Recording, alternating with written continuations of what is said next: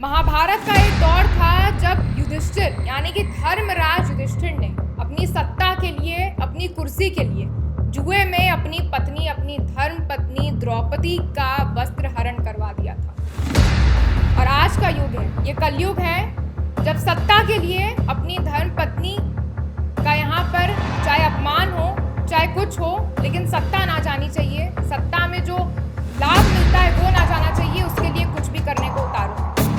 हम बात कर रहे हैं डिंपल यादव के केस की। डिंपल यादव पर एक अभद्र टिप्पणी की गई है मौलाना साजिद रशीदी के द्वारा।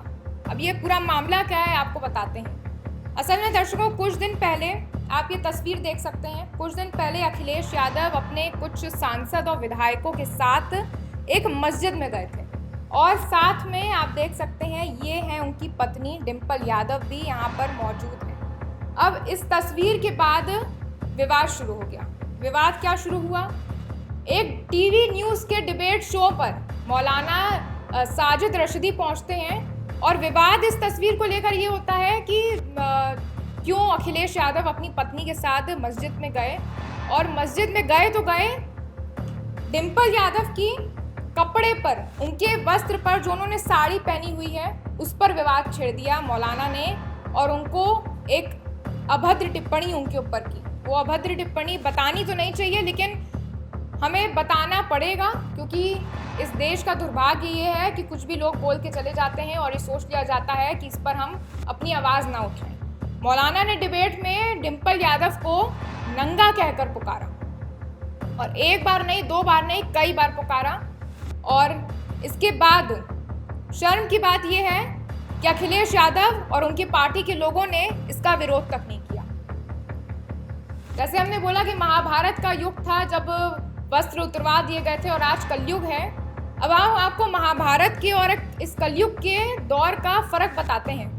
महाभारत के दौर में द्रौपदी ने अपने अपमान का विरोध किया था, लेकिन शर्म की बात यह है कि डिंपल यादव आज के कलयुग के दौर में अपने अपमान का विरोध नहीं कर रही हैं, उसको डिफेंड कर रही हैं। कैसे? डिंपल यादव जब ये केस सामने आया, जब मौलाना का बयान सामने आया, तो डिंपल यादव ने मीडिया में बोला, बीजेपी पर निशाना साधते हुए बोला कि नरेंद्र मोदी कहाँ थे और बीजेपी वाले तब कहाँ थे जब मणिपुर में महिलाओं के साथ अभद्र घटना हुई थी।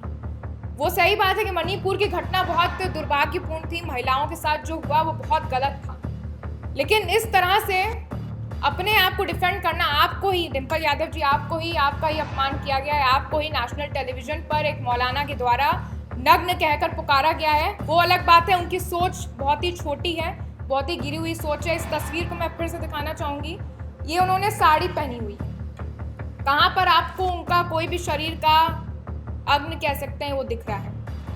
मौलाना का बयान ये है कि उनके बगल में एक मुस्लिम महिला बैठी हुई हैं जो पूरा फुल कवर्ड है उनके अकॉर्डिंग, और उनके अकॉर्डिंग एक सभ्य महिला है और डिंपल यादव एक सभ्य महिला नहीं है। सवाल तो मौलाना के ऊपर है ही, लेकिन सवाल अखिलेश यादव और डिंपल यादव जैसे लोगों पर भी है कि सत्ता के लिए आपका मुस्लिम बैंक या आपकी पॉलिटिक्स इतनी ज़्यादा है कि आप सत्ता के लिए अपने घर वालों को, अपनी पत्नी को भी आप नहीं बख्शेंगे, चाहे वो इतने नेशनल टेलीविज़न पर इतना गंदा अपमान करने के बाद भी खुद उनका बयान आता है कि बीजेपी वाले अपने आप को देखें, मणिपुर में जो घटना हुई उसका क्यों नहीं विरोध किया गया।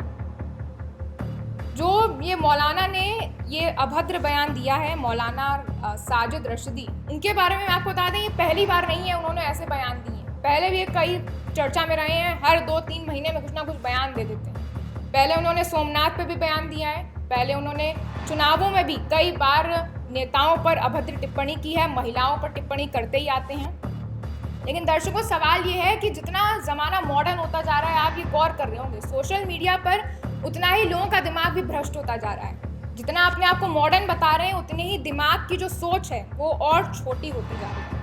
महिलाओं के कपड़े को लेकर उनको जज किया जाता है। अब साड़ी जैसे वस्त्र को भी अगर ऐसा माना जाए कि वो नग्न है इनके लिए, तो वो भगवान ही बता सकता है कि इनकी सोच किस तरफ जा रही है। आप क्या इस मुद्दे पर सोचते हैं, हमें कमेंट कर ज़रूर बताएं और ये ज़रूर बताइए कि अखिलेश यादव और डिंपल यादव की क्या ऐसी मजबूरी है कि वो इस चीज़ का विरोध नहीं कर रहे हैं।